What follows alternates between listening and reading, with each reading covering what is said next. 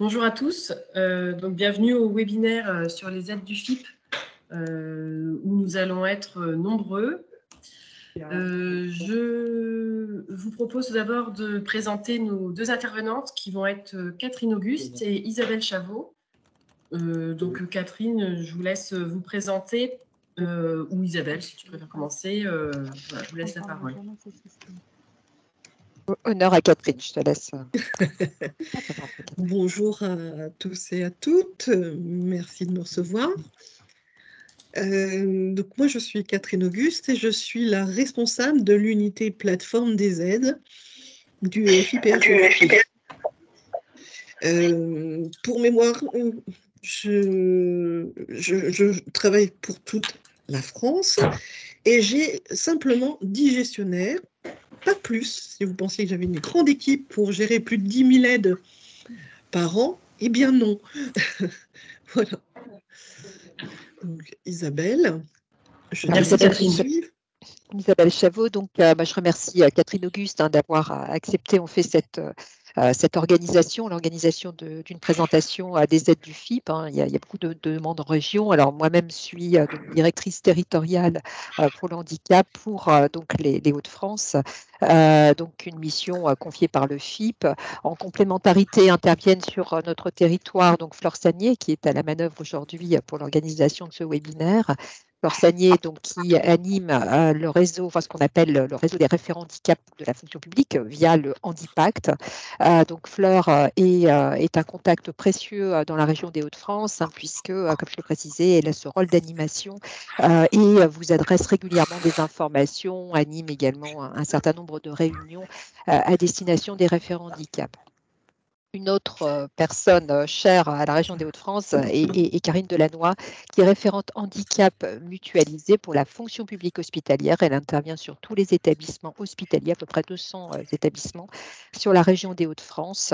Elle intervient pour les petits établissements comme référente handicap. Elle est issue du réseau Cap Emploi et donc procède à des actions de maintien dans l'emploi. Et puis, elle est là aussi pour vous appuyer dans votre sensibilisation donc auprès des agents, donc je le rappelle bien, de la fonction publique hospitalière exclusivement. Son poste est porté par la Fédération hospitalière de France. Alors, je vous remercie de bien fermer vos micros et également vos caméras, puisque nous sommes sur un environnement Teams qui, avec beaucoup de participants aujourd'hui pour éviter peut-être que notre environnement ne sature. Donc merci à tous de votre présence cet après-midi. Nous avons essayé aussi de balayer un petit peu tous les champs en fait du handicap et de proposer ce webinaire à destination à la fois du service public de l'emploi. Donc, je pense au réseau Cap Emploi et à Pôle Emploi, les équipes donc handicap, les teams handicap qui sont organisés sur tout le réseau des deux intervenants du service public de l'emploi, les missions locales également, et puis nos employeurs, les employeurs par le biais de référents handicap. Et donc, je vais laisser Fleur vous redonner un certain nombre d'informations sur l'organisation de cet après-midi en matière de webinaire. Merci Isabelle, merci Catherine. Donc, je vais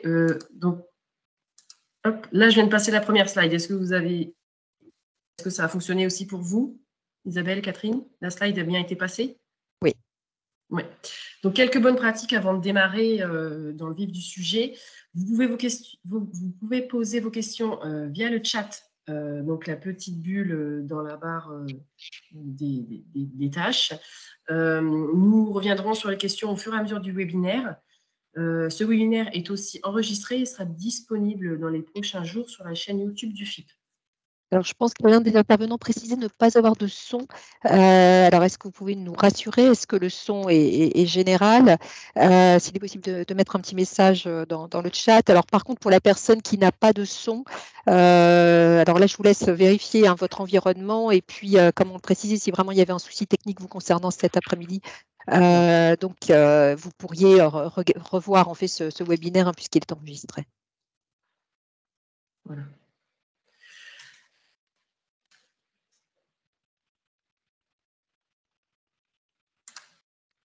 Nos intervenantes se sont déjà présentées. Donc, nous allons commencer ce webinaire par la présentation du FIP et ses principes d'intervention. Donc, Isabelle Chavot va prendre la parole sur ce sujet.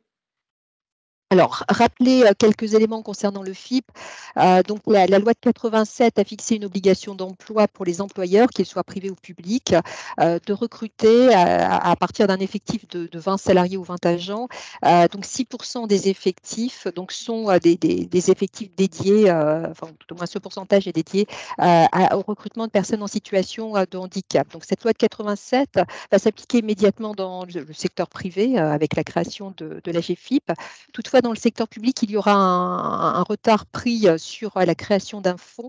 Le FIP est issu de la loi de 2005, donc je rappelle 87 pour l'obligation d'emploi, 2005 donc une loi qui est une loi donc très importante en matière de handicap, va venir créer donc ce fonds qui commencera à exister en 2008 précisément. Bonjour. Bonjour. Bonjour. Merci. Est-ce que vous m'entendez? Oui, on vous entend. Alors, par contre, s'il était possible, c'est d'éteindre vos micros et également vos caméras. Le webinaire a déjà commencé et sera enregistré. Merci. Alors, donc, j'en reviens donc à ces deux fonds qui sont existants. Donc, le FIP sera créé réellement en 2008, en ce que je précisais à l'instant. Je rappelle aussi que la loi de 2005 est une loi qui n'a plus la même approche que les lois précédentes en matière de handicap. Oui, par contre, nous vous entendons. Alors, je vais rappeler, s'il était possible que chacun clôture sa session caméra et puis également son micro. Merci. Alors, si vous ne m'entendez pas, c'est vrai que ça va être un peu compliqué. Peut-être de remettre une information dans le chat, si tu veux peut-être Fleur répondre à cette personne. Alors, donc, rappelez que la loi de 2005 est une loi qui a une approche au-delà des aspects médicaux du handicap et va travailler essentiellement, cette loi va permettre de faciliter le maintien en milieu ordinaire, un maintien dans l'emploi. Donc, la société doit s'adapter au handicap. Alors, également toujours pour rappeler donc quelles sont les priorités du FIP.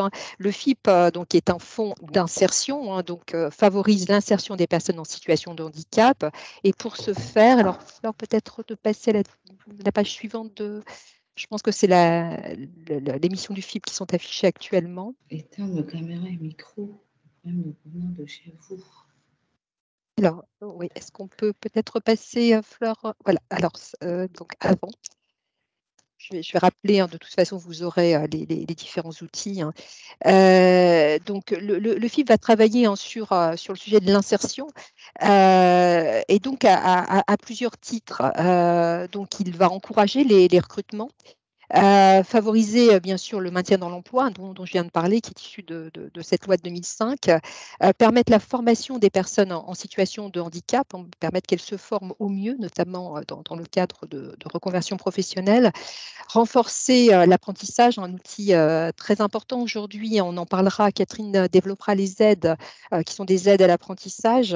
Aujourd'hui, l'apprentissage a été fortement développé dans la fonction publique, c'est à peu près toute situation confondue, donc hors sujet exclusivement du handicap, c'est plus de 22 000 contrats d'apprentissage qui ont été réalisés sur l'année 2022. Donc c'est un chiffre qui est en constante progression. L'État a renforcé de manière significative ses soutiens faits au handicap à destination des employeurs. Je rappelle aussi que pour les personnes en situation de handicap, l'apprentissage est permis tout au long de la carrière professionnelle. Il n'y a pas de limite d'âge. La limite d'âge, qui est une limite d'âge opérée dans le cadre du droit commun, ne s'applique pas pour les personnes en situation de handicap. Alors, toujours par rapport pour les missions qui sont portées par le FIP, il y a également un sujet qui est fortement porté, je viens de parler de l'apprentissage, deuxième sujet qui est aujourd'hui fortement développé par le FIP, c'est l'accessibilité numérique. Donc il y a un référentiel général d'amélioration et d'accessibilité des outils du numérique qui est un référentiel porté par l'État. Aujourd'hui, le FIP souhaite continuer en fait d'améliorer cette accessibilité numérique pour que les contenus et les services numériques soient accessibles à toute personne en situation de handicap. On se rend compte qu'il y a un certain nombre de logiciels, de progiciels qui aujourd'hui ne sont toujours pas adaptés à des situations qui sont des situations soit de difficultés visuelles, soit également de troubles. Je pense aux troubles 10 et notamment aux troubles de la dyslexie. Ensuite, parmi les missions du FIP, dernière mission, mais qui va englober un certain nombre de points, c'est développer une politique handicap. On parlera ensuite des conventions qui sont portées par le FIP à destination des plus gros employeurs de la fonction publique. Et puis, parmi les employeurs bénéficiaires du FIP, on va avoir donc tous les employeurs publics, je le rappelais tout à l'heure, c'est-à-dire les trois fonctions publiques, la fonction publique d'État, la fonction publique territoriale et la fonction publique hospitalière. Alors, en région, nous avons plus particulièrement à charge, nous, directeurs territoriaux handicap, les employeurs, bien sûr, de la sphère territoriale, de la sphère hospitalière. Et puis, pour l'État, il y a des conventions qui sont passées au niveau des ministères. Je crois que tous les ministères sont concernés, sauf peut-être le ministère de la Culture. Et encore, il me semble qu'une convention était en cours de négociation avec ce ministère. Donc, l'administration territoriale de l'État est couverte par ces conventions nationales qui sont comme l'indiqué portées au national. En région, les directeurs territoriaux handicap ont des contacts plus particulièrement avec les universités puisqu'elles ont autonomie de fonctionnement. Et puis un certain nombre d'établissements publics qui sont établissements publics d'État qui sont basés sur nos régions. Je pense par exemple aux voies navigables de France dont l'établissement public est basé ici même dans la région et précisément à Béthune. Alors, il y a la notion de déclaration également au FIP qui est importante. On y reviendra tout à l'heure. Et il y a le sujet tous les ans de la déclaration obligatoire qui est à opérer donc pour le 30 avril, dernier délai. Tous les ans, il y a une campagne d'information pour cette déclaration obligatoire qui est opérée donc à compter généralement du mois de février-mars et donc qui s'arrête au 30 avril. Et puis, point important également, chez nos employeurs publics, il y a le sujet des collaborateurs qui sont parfois de droit privé. Je pense notamment au sujet des contractuels. Donc, c'est bien la clé d'entrée du FIP, c'est bien l'employeur public et non pas le statut de l'agent, qu'il soit donc sous contrat de droit public, qu'il soit fonctionnaire ou qu'il soit sous un contrat de droit privé. On voit il y a une forte généralisation aussi des contrats de droit privé dans la fonction publique. Donc, la clé d'entrée est bien celle de l'employeur et non pas du statut des agents. Alors, il faut que l'employeur soit à jour de ses contributions pour solliciter les aides du FIP. Je vous rappelle également que pour la sphère territoriale, nous avons une intermédiation qui est opérée notamment sur la région des Hauts-de-France. Les 5 départements bénéficient de conventions passées avec les centres de gestion donc qui intermédient et donc peuvent également appuyer notamment les petites collectivités sur le sujet des aides. Donc les 5 centres de gestion de la fonction publique territoriale sont bien conventionnés avec le FIP. Alors on y reviendra peut-être après, mais il y a 2 modalités d'intervention. Le catalogue des aides, donc qui est un catalogue qui est le référentiel des aides du financement du FIP, est une base à la fois de travail pour la saisine de cette plateforme lorsque l'employeur n'est pas conventionné, mais lorsque l'employeur est conventionné, en tout état, c'est bien ce catalogue qui servira de valorisation des aides, qui permettra d'alimenter le plan d'action dans le cadre de la Convention. Donc, quand bien même il y a des moyens en fait de bénéficier des aides du FIP, hein, donc la plateforme des aides ou la Convention, il y a bien malgré tout la même clé d'entrée en matière de financement, hein, de financement tout au moins de calcul de l'aide, puisque le catalogue va être vraiment la base référentielle sur ces deux sujets. Alors, parmi également les principes d'intervention du FIP, alors je pense que le diaporama, Fleur, peut-être de revenir, alors je crois que c'est un petit peu avant, donc sur les principes d'intervention. Alors, pour rappel également, hein, les aides sont mobilisables quel que soit le taux d'emploi. Hein. Ce n'est pas parce que l'employeur a dépassé ou n'a pas dépassé le taux d'emploi dont j'ai cité tout à l'heure qui est de 6%, donc qu'il a ou non dépassé hein, ce taux d'emploi, que les aides ne sont pas mobilisables. Dans les deux situations, les aides sont mobilisables. Point important également d'intervention du FIP, c'est la complémentarité au droit commun. Donc, Catherine Auguste y reviendra tout à l'heure lorsqu'elle citera un certain nombre d'aides. Je pense notamment aux aides que sont les aides techniques hein, de type prothèse ou autre. Hein. Le FIP intervient bien en complémentarité du droit commun. Il appartient donc à l'employeur de s'assurer que le droit commun a bien été mobilisé. Je pense notamment aux financements qui sont apportés par la sécurité sociale.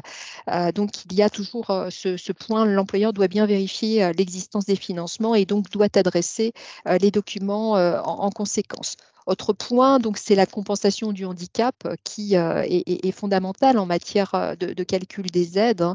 Le FIP ne va pas financer donc alors je pense qu'il y a une question sur la version du catalogue.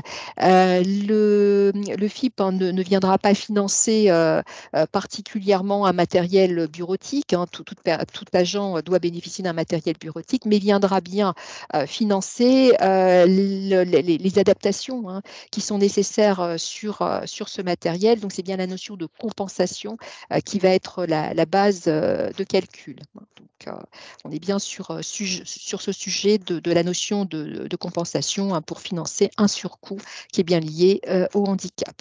Et puis, ne pas oublier hein, qu'il y a le principe de la prescription hein, du médecin du travail hein, qui, bien sûr, est prédominante. Hein. C'est bien le médecin du travail hein, qui va générer en fait le besoin, enfin l'expression d'un besoin d'une situation de compensation. Hein.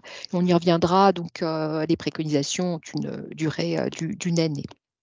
La préconisation, bien sûr, devant être antérieure à la demande qui est formulée auprès des équipes de Catherine Auguste.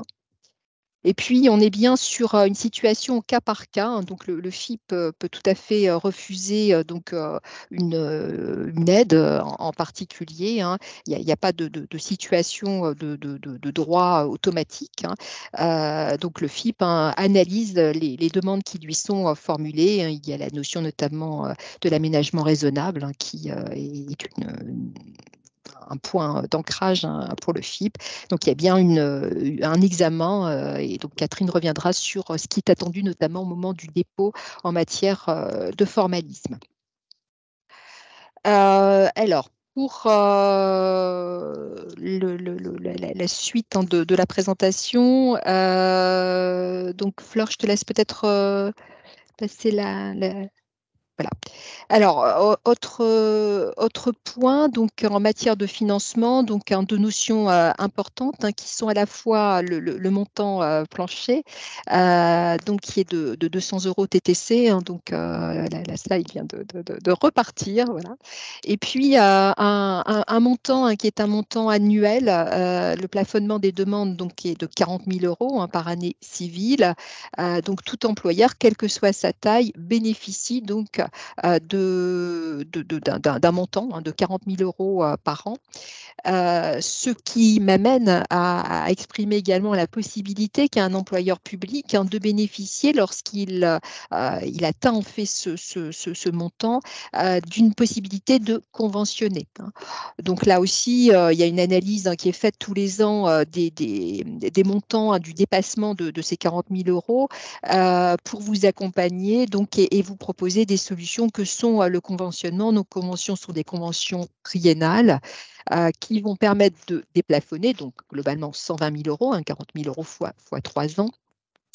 Je pense notamment aux gros employeurs qui sont des employeurs, enfin alors le FIP a conventionné en région de France avec plusieurs universités, Amiens, Valenciennes, Lille, mais également des collectivités, la région des Hauts-de-France, plusieurs départements, dont le département du Nord, le département de la Somme et le département du Pas-de-Calais, et puis également de grosses communes, je pense à Roubaix, à la ville de Lille, et puis des centres hospitaliers, enfin j'en oublie, on a une trentaine de conventions, des centres hospitaliers de Valenciennes, de Boulogne-sur-Mer, l'EPSOM et PISOS, alors le PSM, pardon, Lille Métropole, donc un certain nombre d'employeurs qui ont conventionné, ce qui leur permet de dépasser en fait ces 120 000 euros donc sur 3 années, donc ce plafond des 40 000 euros par année.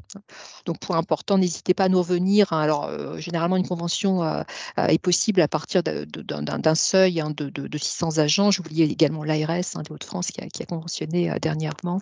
Donc, il y a cette notion de seuil d'effectifs, mais également, bien sûr, de montant. Alors, les conventions vont porter sur un certain nombre d'axes.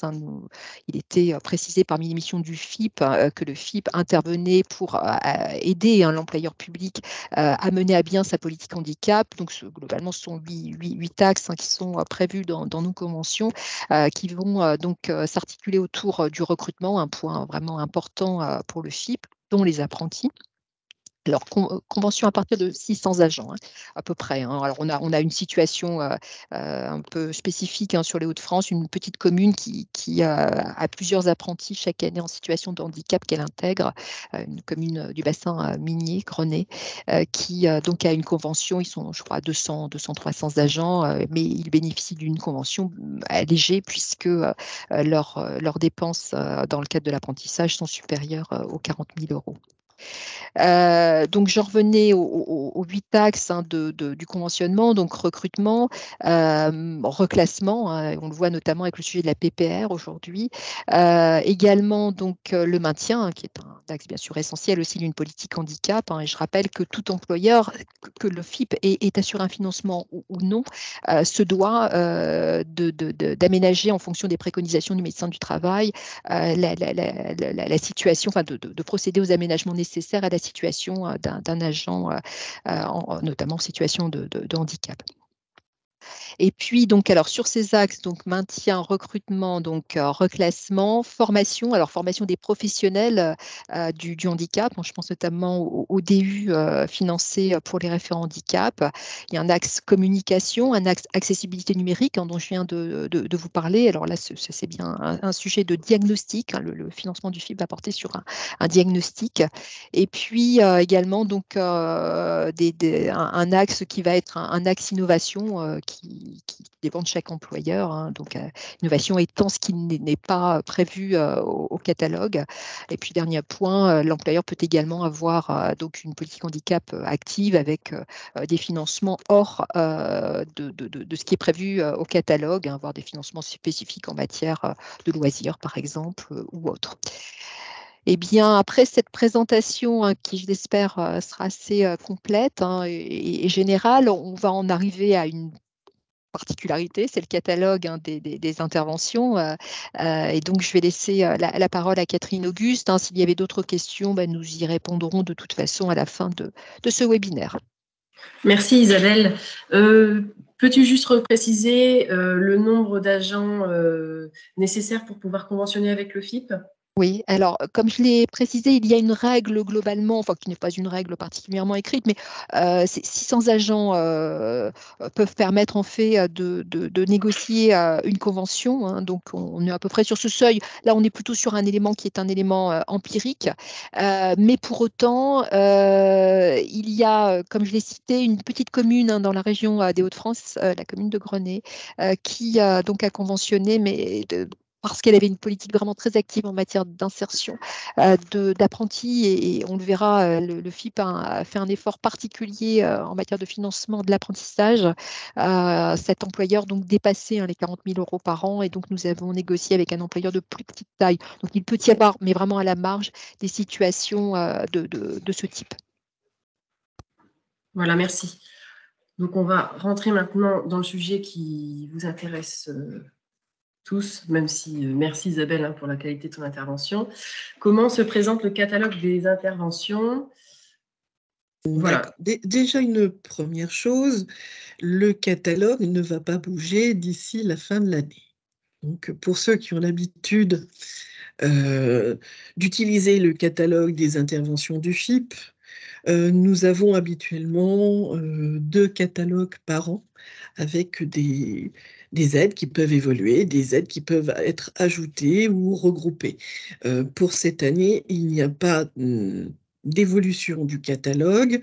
Cependant, il va sortir une nouvelle version puisqu'on reprécise certaines choses, mais rien ne bouge en matière de règles d'attribution, de montant d'aide.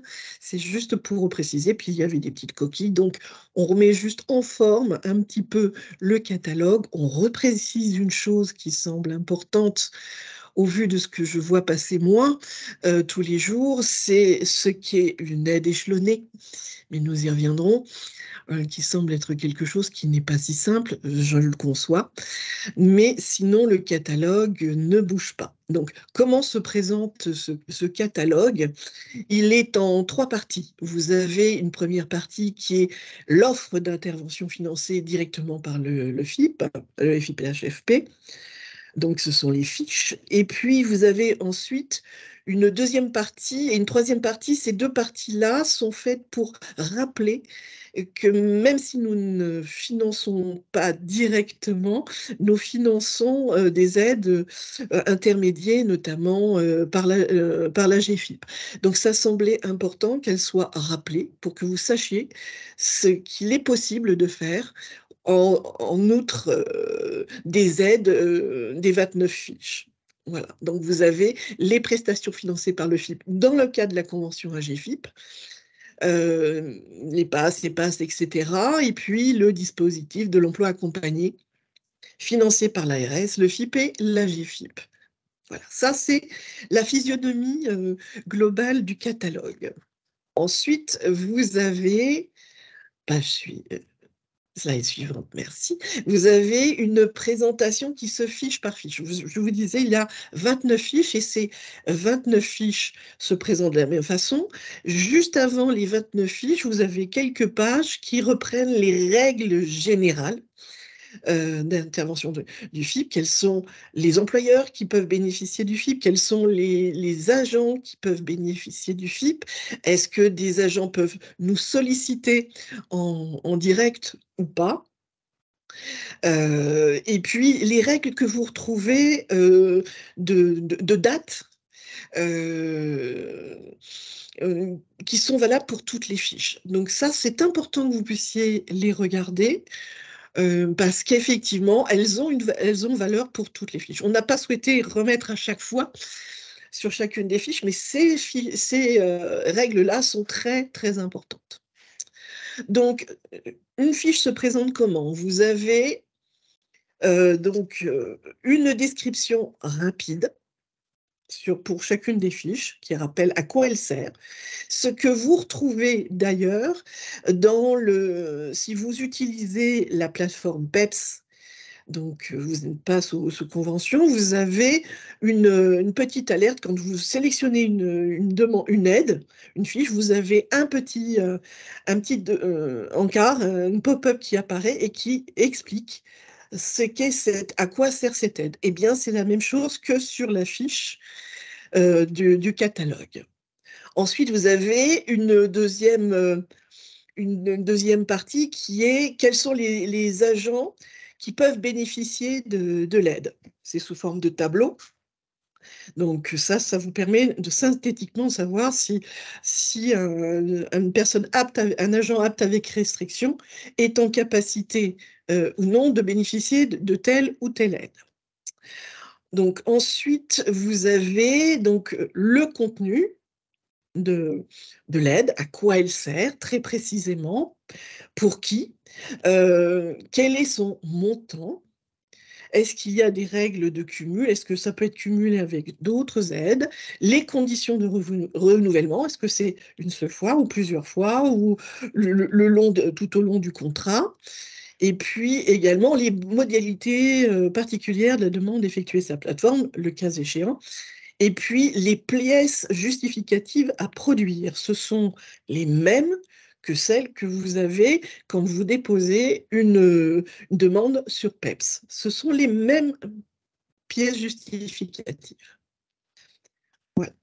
Donc, à travers ces 29 fiches, elles ont été regroupées au sein de différents axes que le FIP souhaitait mettre en avant.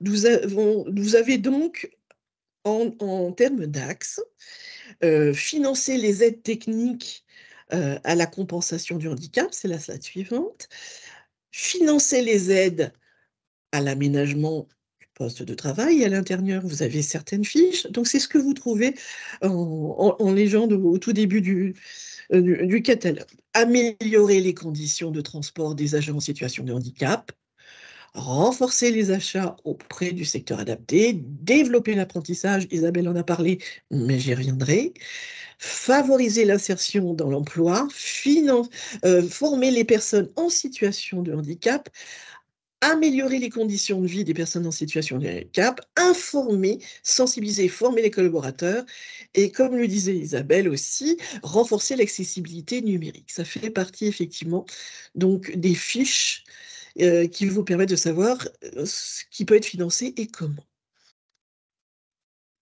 Donc,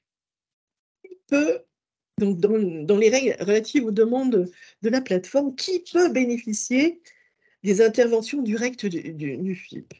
Quels sont les bénéficiaires?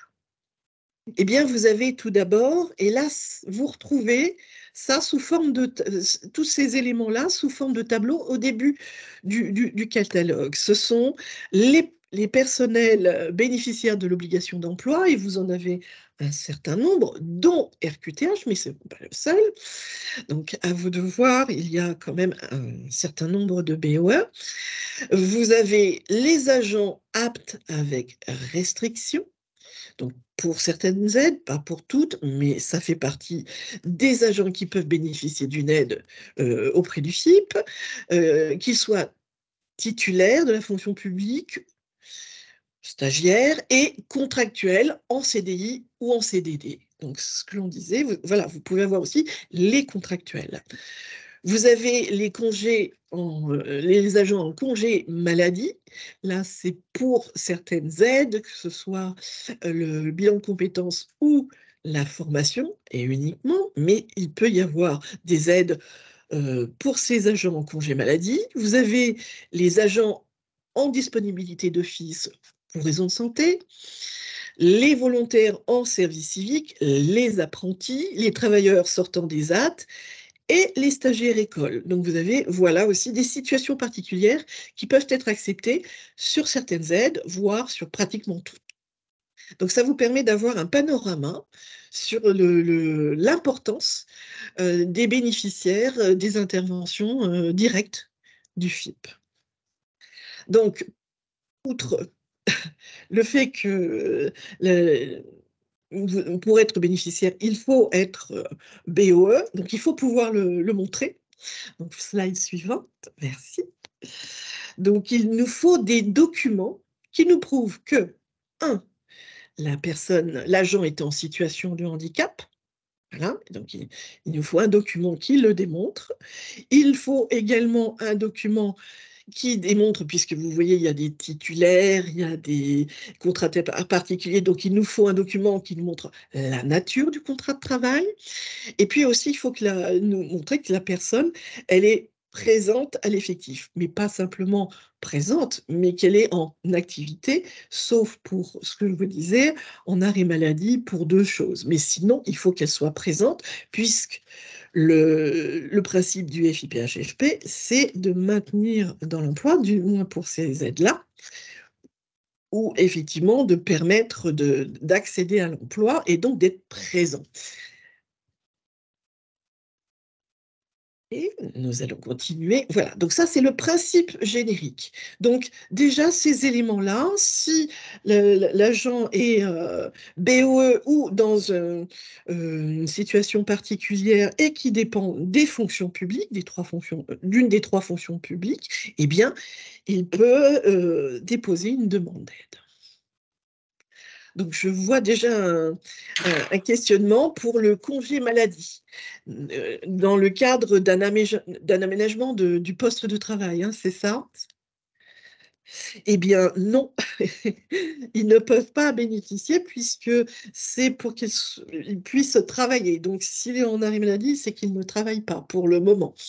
Il reviendra, mais pour le moment, non. Donc, on ne prend que pour deux choses, hein, je l'ai déjà dit, dans le cadre du congé maladie, tel que le prévoit la législation, c'est-à-dire le bilan de compétences et puis des formations. Voilà. Quelles sont, pardon, y a-t-il d'autres questions, le cas échéant, pour cette partie-là ou c'est... Oui, on a une autre question, mais je ne sais pas si la réponse doit peut-être être apportée ensuite. Les financements transport domicile. Ça viendra on après. en parlera après. Oui, tout à fait. promis. Et puis, je viendrai compléter en fonction de la question. Et peut-être une dernière, les agents aptes avec restriction qui n'ont pas de dossier NDPH peuvent-ils bénéficier des aides? Oui. Apte avec restriction, c'est une notion qui apparaît sur la préconisation du médecin de prévention. Donc, effectivement, soit vous êtes bénéficiaire de l'obligation d'emploi avec un titre qui dit que vous êtes en situation de handicap, soit vous êtes apte avec restriction et vous ne bénéficiez pas d'un titre.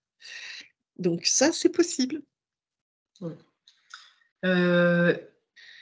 Et donc, concernant les agents en disponibilité qui ne font plus partie des effectifs, est-ce qu'ils peuvent bénéficier des aides?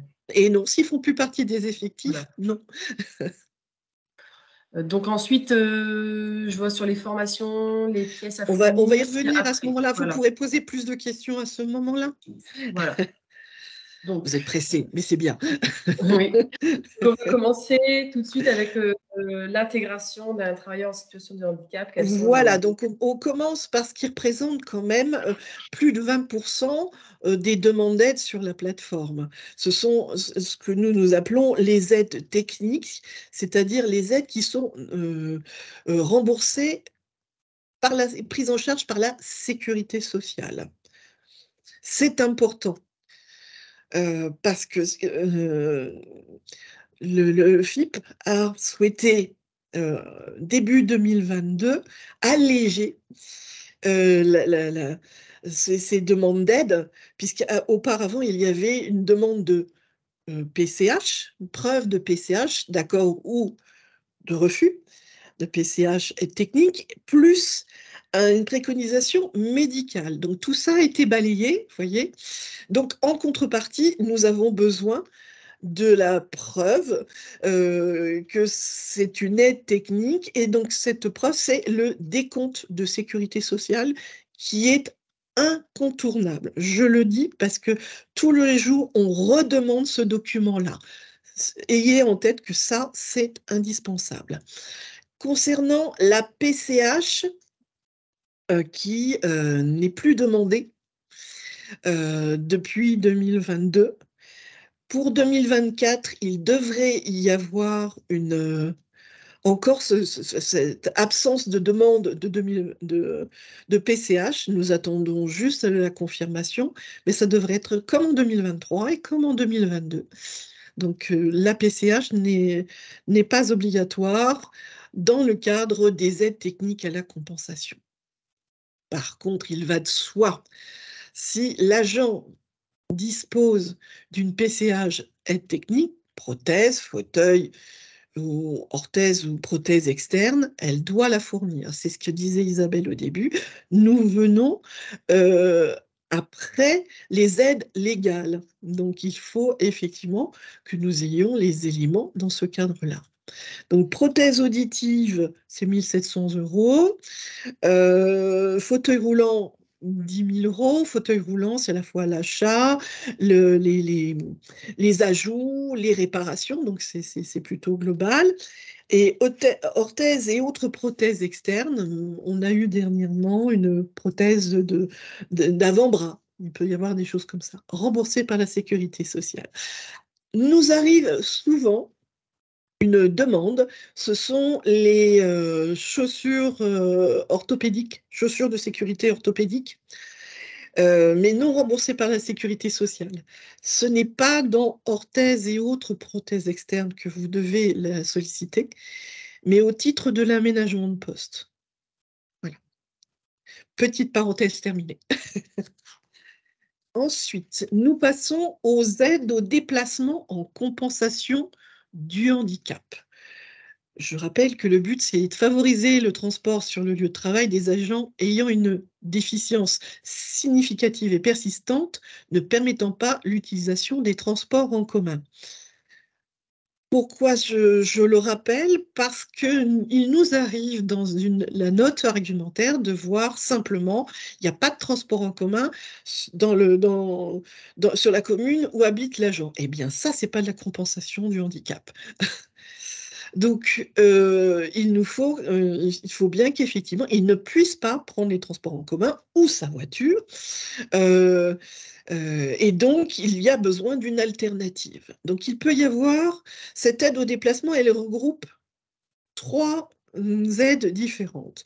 Vous avez l'agent qui a une voiture, mais qui a besoin d'adapter cette voiture à ses besoins personnels. Donc, ça en fait partie. Les boîtes automatiques, on ne prend pas en charge. Par contre, les boules au volant, enfin des choses voilà, les pédales déportées, des choses comme ça, il peut y avoir prise en charge de ce type de choses. Ensuite, il peut y avoir 2 types de transports. Soit il y a un transport qui est autre naturellement que le transport en commun, mais qui est un transport externe, qui est soit transport adapté. On a le style PAM sur l'Île-de-France, mais on a des choses similaires un peu partout en France. Ça peut être le taxi ou le transport par VTC. Donc ça, nous sommes susceptibles de prendre en charge, mais avec des règles, c'est que ça ne peut être que sous un plafond de 12 000 € par an maximum et un montant d'aller-retour 52,63 €. Ce sont des aides que nous, on appelle échelonnées. Que ce soit le transport alternatif, ce transport-là, ça veut dire quoi? Le transport échelonné. Ça veut dire qu'une demande doit être faite pour toute la période qui a été sollicitée par le médecin de prévention. S'il a sollicité du 1er janvier allez, on va faire du 1er... voilà, je vous ai fait un petit document. Et donc, ce document-là va être mis dans le catalogue qui explique un petit peu comment fonctionne l'échelonné, parce que c'est pas facile. Donc, nous sommes partis d'un principe, d'une préconisation du médecin qui dit que l'agent a besoin de transport 3 jours par semaine. Pour la période du 12 avril au 31/12/2023. On l'a fait en plus en cours de mois, on le fait, voilà, fait comme ça. Comment ça se passe? Donc, il vous faut, le volet échelonné, c'est le principe de dire, je dépose une demande pour toute la période, c'est-à-dire du 12 avril au 31 décembre. Donc ça vous oblige à faire un petit calcul qui est l'employeur, le médecin a sollicité 3 jours par semaine, multiplié par le nombre de semaines de travail entre le 12 avril et le 31 décembre, multiplié par le coût jour aller-retour. Attention, nous, on a un plafond à 52,63. C'est le principe de calcul et c'est le montant que vous devez solliciter, le montant global. Voilà, ça, c'est la première chose. Ensuite, on vous demande, quand vous déposez une aide sur la plateforme, comment voulez-vous être payé? Est-ce que vous voulez être payé tous les 3 mois? Est-ce que vous voulez des remboursements d'aide tous les 3 mois? Ou tous les 6 mois, ou une seule fois, c'est à la fin de l'année pour laquelle il y a eu cette prestation-là. Donc là, nous sommes partis sur la chose la plus longue, c'est-à-dire qu'on a dit, l'employeur a décidé de le faire au trimestre, d'obtenir des remboursements tous les trimestres.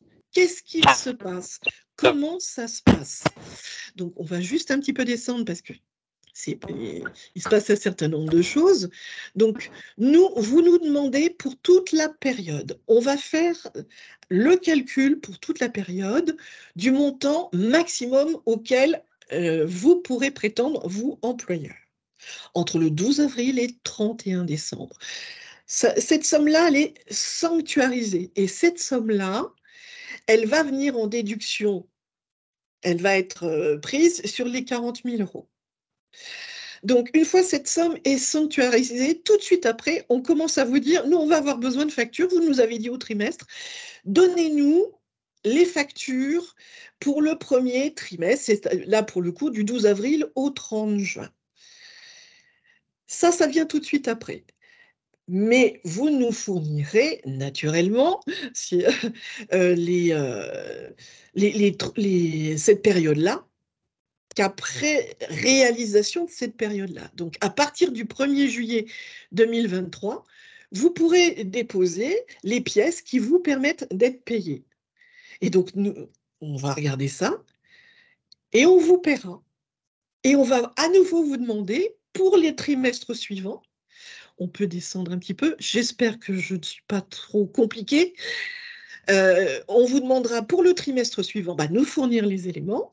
Dès que la période sera réalisée, vous nous enverrez à nouveau les documents pour ces 3 mois-là et on vous les paiera. Là, en l'occurrence, c'est du 1er juillet au 30 septembre. Et puis, on vous demandera tout aussitôt, fournissez-nous les factures pour la dernière période, puisque c'est... Je vous rappelle, c'est de l'annuel. Donc, du 1er octobre au 31 décembre, fournissez-nous cela. Et quand la période sera passée, vous pourrez nous le fournir. C'est-à-dire que début 2024, vous pouvez nous fournir les éléments, quelle que soit la date des factures fournies par le prestataire extérieur. D'accord ? Et puis là, on va calculer en sachant que, attention, vous avez une aide globale qui a été sanctuarisée au tout début, donc vous savez le montant total, et on ne le dépassera pas, même si le montant de la dernière période est supérieur à ce qui reste sur l'aide. Je ne sais pas si j'ai été claire, j'ai besoin de votre retour parce que c'est pas facile, le volet échelonné, mais c'est comme ça que ça fonctionne. Donc, que ce soit au trimestre, que ce soit au semestre, là c'est 2 fois par an, ou à l'issue de la période. Est-ce que ce type de document va pouvoir vous aider? Ça, j'ai absolument besoin d'un retour parce que nous allons le mettre dans le catalogue sur ce que veut dire échelonné, et nous le mettrons après chaque fiche échelonnée, en indiquant bien que c'est de l'échelonné. Voilà. Donc, ça serait intéressant que vous puissiez faire le retour, si ce n'est naturellement pas maintenant, mais que vous puissiez faire ce retour, parce que c'est important pour la bonne compréhension de tout le monde de ce que veut dire échelonner. Alors, ce qu'on peut te proposer, Catherine, c'est peut-être effectivement que Flore prenne un contact avec plusieurs référents handicap pour effectivement s'assurer de la bonne compréhension. On a plusieurs personnes qui effectivement répondent, nous précisent que le document leur semble clair. On reviendra peut-être plus en détail auprès de plusieurs référents handicap. Voilà, mais ça sera intéressant ce retour. C'est plus on est clair, mieux c'est. Ensuite, toujours sur le volet transport, il peut y avoir aussi du transport qui est organisé par l'employeur. Ça peut être notamment du covoiturage, voire même un service avec des chauffeurs. Et donc là, on n'utilise pas tout à fait le même mode de calcul, c'est on prend la base du coût du kilomètre pour les voitures de 5 chevaux, moins de 5 chevaux et moins de 2000 km. C'est 0,37, je crois, de mémoire. Ça doit être à peu près ça. Voilà, ça c'est le volet transport. C'est une aide importante qui est beaucoup utilisée. Peut-être un peu moins, puisqu'il y a aussi le volet télétravail qui fait qu'on est maintenant sur du transport, peut-être moins sur 5 jours, mais plus sur 3, sur 4 jours, 2 jours sur l'année. Cette aide au transport, elle est possible aussi pour les apprentis. C'est important de le rappeler que les apprentis peuvent bénéficier à peu près toutes les aides du catalogue. Pour les autres agents, en dehors des aptes avec restriction, c'est un peu plus petit, les aides sont cumulables. Donc, vous pouvez demander plusieurs aides pour un même agent. Mais à chaque fois, faire une demande. Mais les aides sont cumulables. Nous passons ensuite aux aides mobilisables dans le cadre de l'apprentissage.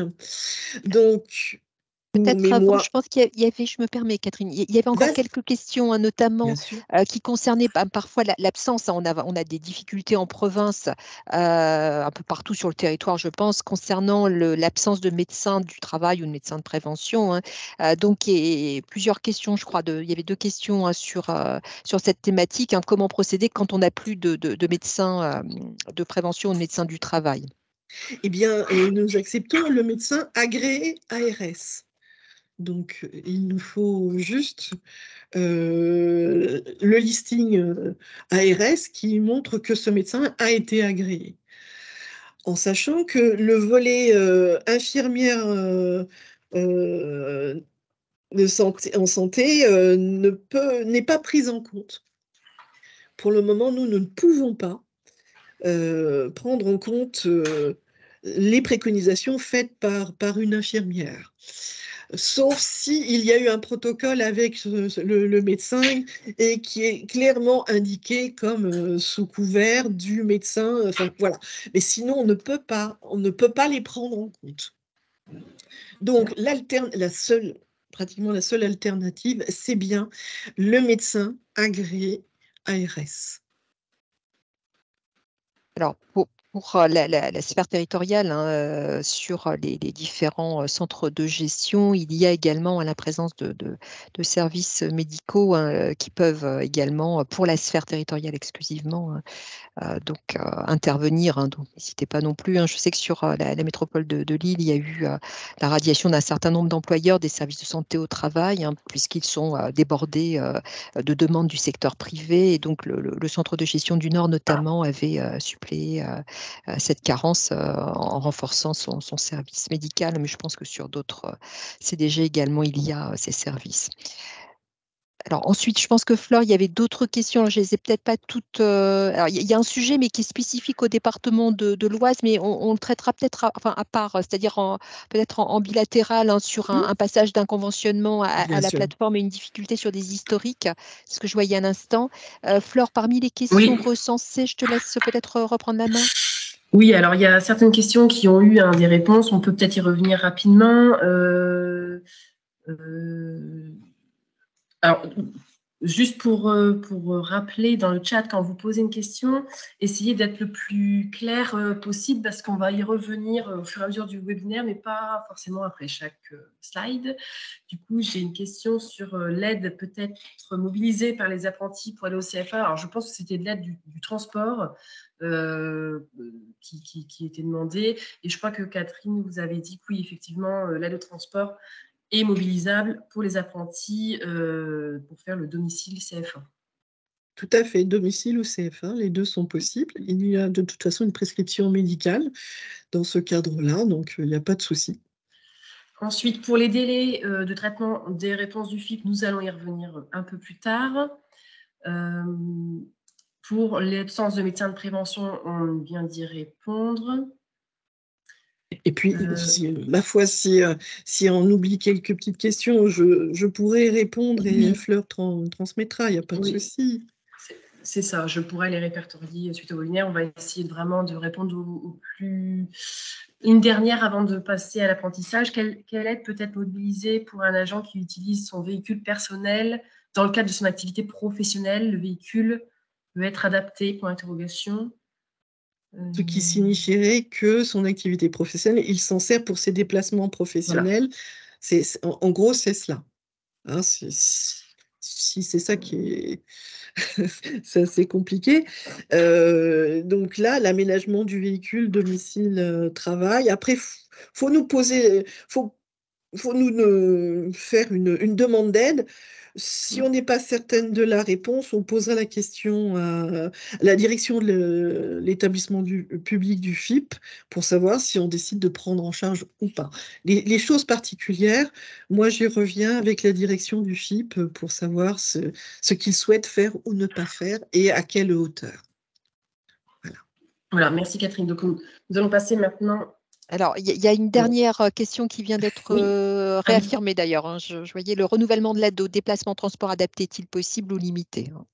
Plusieurs personnes posent cette question. Tout à fait. C'est une aide annuelle, mais si le médecin, c'est toujours sur prescription médicale, si le médecin prescrit à nouveau pour l'année suivante, alors il le fait avant que ça ne se mette en place, hein, c'est le principe, il peut y avoir autant que de besoins. Donc, ça ne se limite pas à une année, ça ne se limite pas à une période, c'est en fonction de ce que prescrit le médecin de prévention.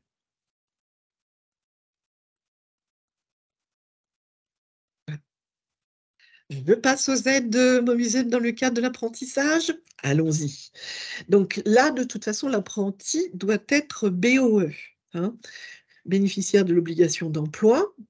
Par contre, vous avez des tout jeunes apprentis qui ne sont pas encore BOE, mais qui peuvent être, on accepte à ce moment-là, documents comme quoi, prouvant qu'ils sont soit sortants de structures scolaires spécialisées type IME, soit que la famille est détenteur de l'AEEH, hein, la fameuse allocation enfant handicapé.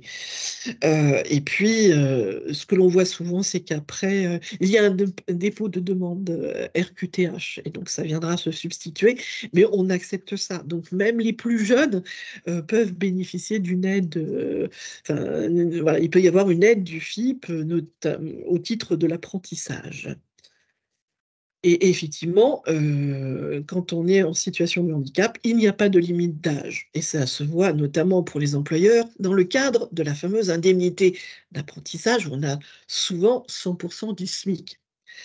Donc, comment le FIP finance? Eh bien, il finance 80% de la rémunération de l'employeur pour cet apprenti. Ce qui signifie que s'il y a plusieurs années d'apprentissage, eh bien, nous financerons plusieurs années d'apprentissage et l'indemnité d'apprentissage tout au long du contrat. Voilà, ça c'est important de le rappeler. Dans la limite des 3 ans. Dans la limite des 3 ans. Après, ce qu'on a eu, c'est des apprentis qui, à l'issue d'un CAP, souhaitaient faire un BEP ou changer de filière. Donc, il peut y avoir de nouveaux contrats. C'est dans la mesure où il y a un contrat, même si c'est le même apprenti, il peut à nouveau bénéficier d'aide. Voilà. Donc, on peut avoir aussi, et ça, on pose la question à ce moment-là, c'est que des apprentis ont un petit complément. C'est 2 ans, mais il y a un petit complément parce qu'ils n'ont pas réussi ou que ça prend un peu plus de temps. Donc là, on est aussi attentif à ce volet complément de rémunération.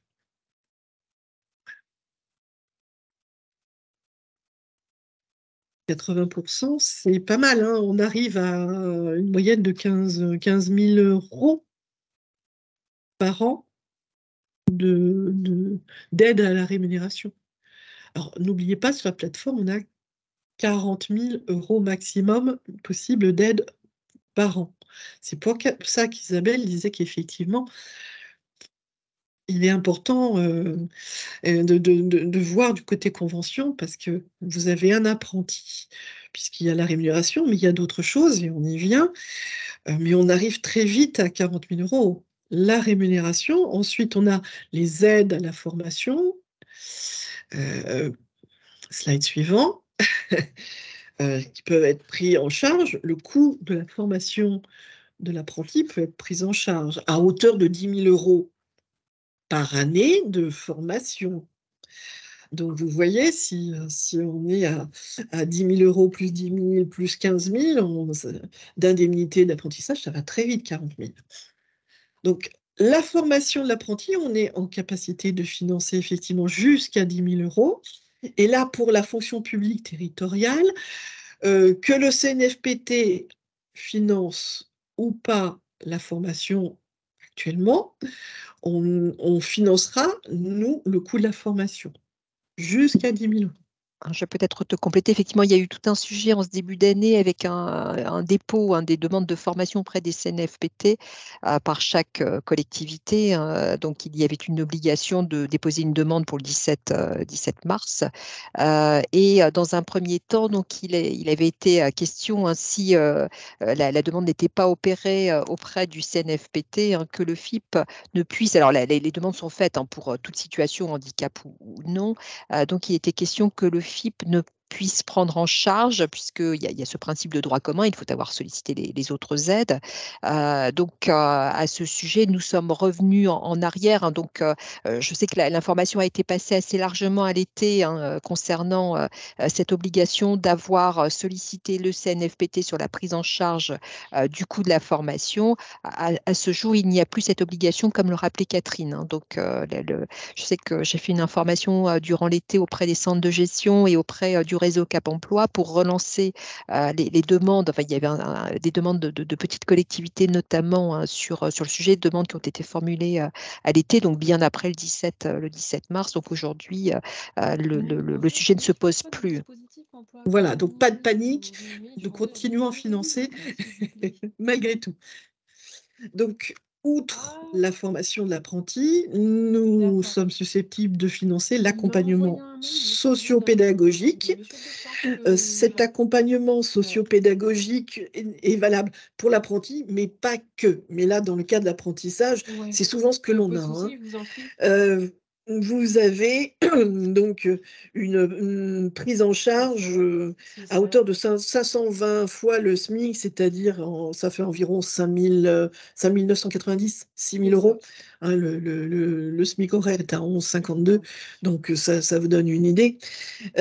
Cet accompagnement socio-pédagogique, ça permet de sécuriser le parcours de la personne, donc dans tous ses aspects, et c'est souvent utilisé comme cela. Donc n'hésitez pas, c'est important d'utiliser cet accompagnement socio-pédagogique en plus de ce qui peut être fait dans le cadre de la formation.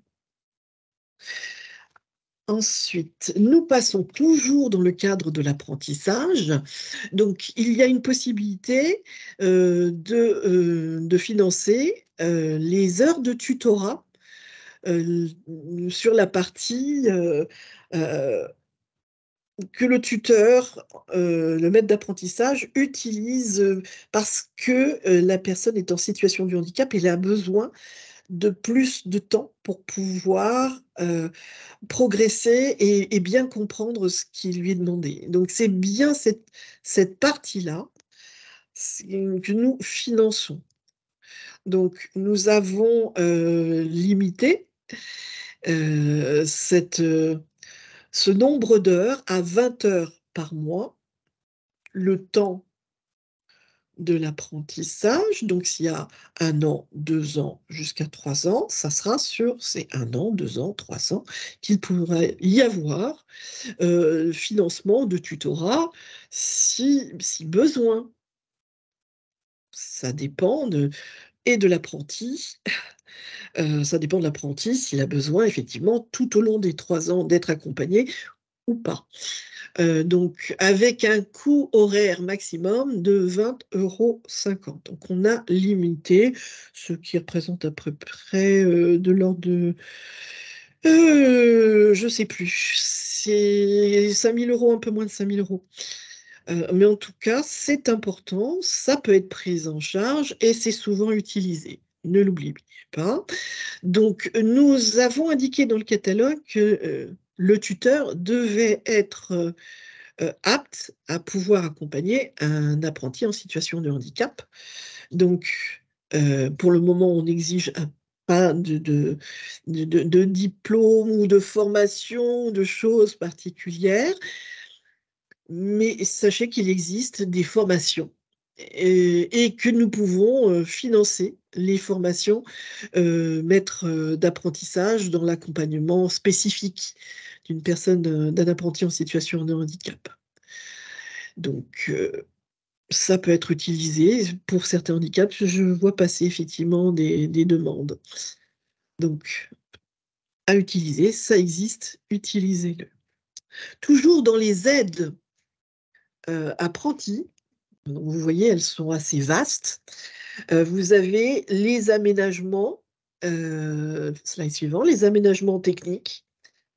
Donc, il peut y avoir du matériel spécifique pour cet apprenti et c'est valable aussi bien chez l'employeur qu'en CFA, en sachant que en CFA, ça ne peut être demandé que par l'employeur et le matériel reste la propriété de l'employeur. Après, il voit avec le CFA comment il souhaite faire, mais c'est toujours l'employeur qui sollicite et ça reste à l'employeur. Il faut savoir que nous ne finançons pas 100% du matériel, ou rarement. Il faut vraiment que ce soit du matériel très spécifique, mais j'y reviendrai. En tout cas, sachez qu'on peut faire sur les différents types, ça peut être aussi bien chez l'employeur qu'en CFA, sur le lieu de formation. Et puis vous avez ce qu'on appelle les surcoûts liés au déplacement, hébergement et les surcoûts de formation. Donc ça peut être déplacement, hébergement, restauration. Mais c'est vraiment les surcoûts et non les coûts. En gros, tout apprenti, qu'il soit en situation de handicap ou pas, peut bénéficier, doit manger tous les midis. Donc, on va pas payer, on ne paiera pas la restauration de l'apprenti. Mais par contre, l'apprenti en situation de handicap, parce qu'il a des il ne peut manger que certaines choses et dans certains lieux et autrement, à ce moment-là, on paiera ce volet restauration. Même principe hébergement ou déplacement. En gros, le parking, si on ne nous explique pas autre chose, on ne voit pas en quoi, c'est du surcoût. Et puis, les frais d'autoroute non plus. Donc, voilà, ayez en tête que c'est vraiment les surcoûts. Il y a encore des aides. On a une aide au parcours dans l'emploi. Donc, sur cette partie-là, il y a la partie aide à l'apprenti. Donc, cette aide à l'apprenti, c'est vraiment pour l'achat de matériel dont il a besoin dans l'exercice de son métier chez l'employeur ou au sein du CFA. Donc, c'est une aide qui se présente que sur facture et elle est d'un montant maximum de 750 €, donc sur facture. Bon, ce n'est pas une prime et ça n'a jamais été une prime, même ceux qui ont connu celle qui était à 1 525, c'était vécu comme tel, mais ça n'a jamais été la fonction de cette aide-là pour les apprentis. C'est vraiment les aider s'ils ont des besoins de matériel spécifique pour leur entrée en apprentissage tout au long de leur vie d'apprenti. Voilà. Et puis, il y a également la prime d'insertion durable, qui est là une aide à l'employeur. Si là, l'autre est une aide à l'apprenti, même si c'est intermédié par l'employeur. Là, c'est vraiment une aide parce que l'apprenti souhaite pérenniser le poste sur lequel se trouve l'apprenti et qu'il l'embauche. Mais il l'embauche définitivement.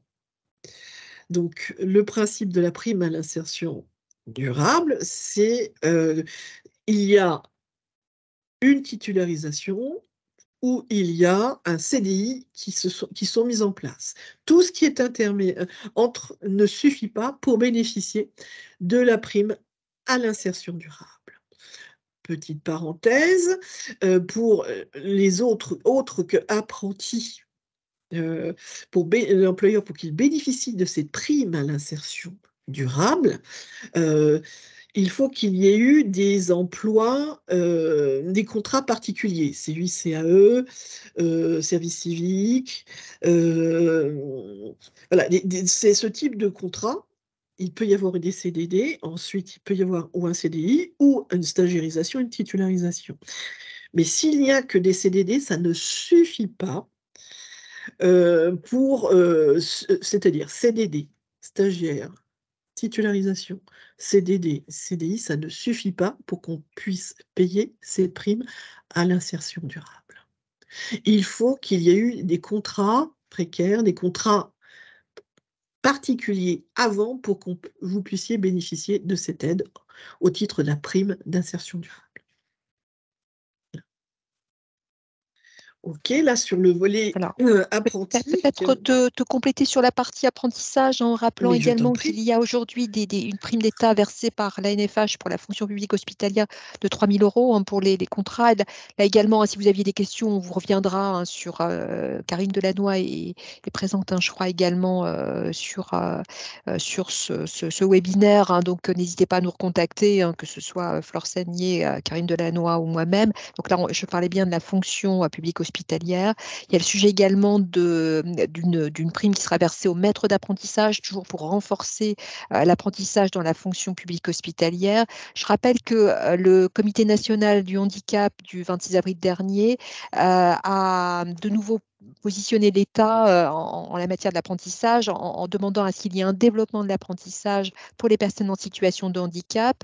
Et par ailleurs, il a été évoqué, alors a priori pas à titre réglementaire, il n'y aura pas d'obligation légale, en d'autres termes, d'opposer à chaque employeur, mais il a été demandé à ce que chaque employeur public respecte donc un taux de 6% dans ses recrutements d'apprentis. Donc 100 apprentis recrutés nécessite en fait le recrutement de 6 apprentis en situation de handicap. Je rappelais également que le sujet de l'insertion est un sujet majeur chez les personnes en situation de handicap. Le défenseur des droits enregistre le plus de situations de discrimination chez les personnes en situation de handicap et notamment sur le sujet de l'insertion. Donc c'est un point très, très important. Merci pour son complément, Isabelle. Donc, je suivais le chat pendant vos interventions. On n'a pas eu de questions spécifiques à l'apprentissage. Peut-être une sur la plateforme PEPS. Catherine, je vais vous la lire. Dites-moi si on y répond un peu plus tard ou pas. Les demandes peuvent-elles se faire a posteriori sur la plateforme PEPS ou bien doit-on solliciter le FIP avec un devis en amont pour savoir si cette aide peut être accordée? Non, c'est au choix. C'est au choix. Ça peut être sur devis. On le voit souvent sur les aides dont je vais parler maintenant, c'est-à-dire le volet aménagement,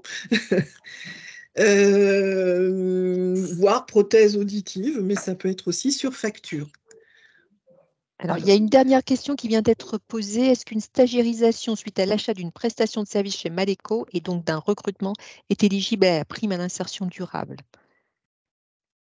Je rappelle que ce stagiaire, de toute façon, ne suffit pas. Et... Donc là, il me faudrait un peu plus d'éléments que cela. Il vaudrait mieux que vous me fassiez un peu plus, vous me donniez un peu plus d'éléments. Donc ça sera via Fleur, via le Handipact, et je répondrai à ce moment-là un peu plus précisément. Mais là, c'est un peu trop court pour que je puisse vous répondre comme ça. D'accord? Voilà, je vais remettre mon adresse mail dans le chat et n'hésitez pas à les formuler précisément vos questions par mail. On vous reviendra. Merci. Ok, donc là, je passe aux questions sur les aides à l'aménagement du poste de travail. Donc, à l'intérieur, vous avez à la fois les aides techniques, puis les aides humaines destinées à compenser le handicap de la personne. Donc, le volet technique, vous avez d'abord l'étude de poste qui peut être faite soit en interne, soit en externe, avec des coûts différents naturellement. Donc, c'est 3 000 € en externe et 1 300 en interne si vous disposez d'un ergonome en interne, ce que je vois. Voilà. Et puis, vous avez ensuite le volet adaptation. Donc, je rappelle, c'est sur préconisation du médecin du travail, ou s'il y a eu le médecin, avant de prendre une décision, demande une étude de poste. Donc, on peut nous fournir l'étude de poste, mais elle doit être validée par le médecin du travail. Notre porte d'entrée, c'est le médecin du travail. Donc, c'est le volet santé qui prime. L'ergonome fait des propositions qui sont validées par le médecin. Et donc, nous prendrons que s'il y a eu cela. Et nous allons regarder ce que le médecin du travail a validé, si c'est sur étude ergonomique, ou ce qu'il a préconisé dès lors que c'est lui qui le fait en direct. Donc là, nous ne prenons, c'est ce que je vous disais déjà, nous ne prenons que rarement à 100%, sauf du matériel très spécialisé, personne avec des problèmes de surdité ou de cécité. Ça, les matériels très, très spécifiques, nous sommes susceptibles de les rembourser à hauteur de 100%. Les autres, le maximum, c'est 80%.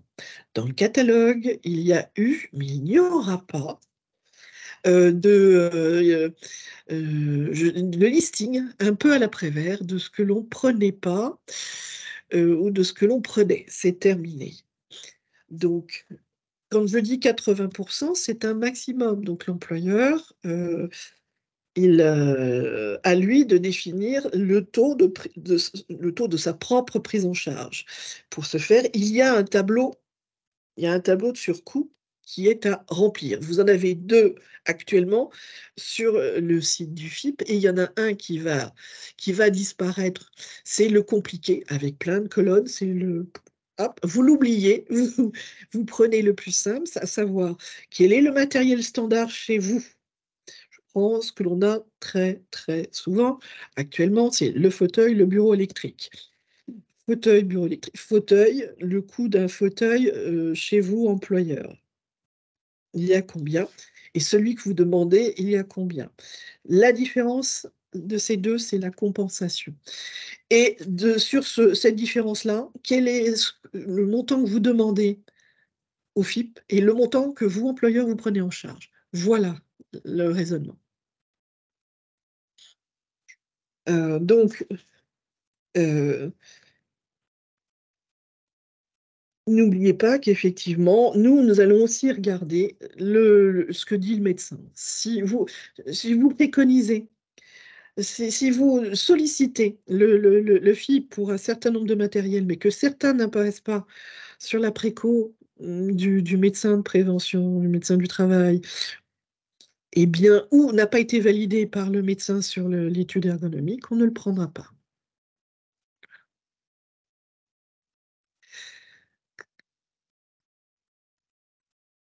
Ensuite, nous avons le volet, je ne sais pas, excusez-moi, j'avais un temps d'arrêt parce que je lisais en même temps la question, je ne devrais pas, hein, mais je lisais les questions, il y a beaucoup de choses dans le cadre de l'aménagement de poste que couvre l'aide dans le cadre d'une étude de poste avec un ergonome en interne. c'est-à-dire employés du centre hospitalier.